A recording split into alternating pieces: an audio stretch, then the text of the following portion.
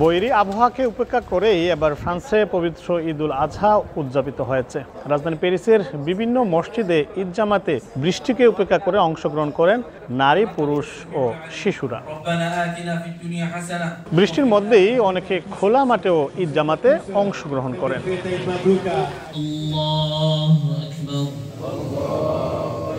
সকাল থেকেই প্যারিসের grand marks the Paris, Bangladesh community মসজিদ ও ইসলামিক সেন্টার, ওভারবিলা, বাংলাদেশ জামে মসজিদ ও মেট্রোস জিমনেসিয়াম হলে পৃথক সময়ে একাধিক ঈদ জামাত অনুষ্ঠিত হয়। প্রত্যেকটি ঈদ জামাতেই ছিল মুসল্লিদের উপচে পড়া ভিড়। বৃষ্টিকে অপেক্ষা করে ঈদের নামাজ আদায় করলাম এবং মোনাজাতে বাংলাদেশের এবং সারা বিশ্বের সকল মুসলমানদের জন্য দোয়া করলাম। সবাই মিলে একটি সমৃদ্ধশালী বাংলাদেশ আমরা আগামীতে দেখতে পারি, সেই জন্য আমরা পুরো বাংলাদেশের জন্য দোয়া করেছি।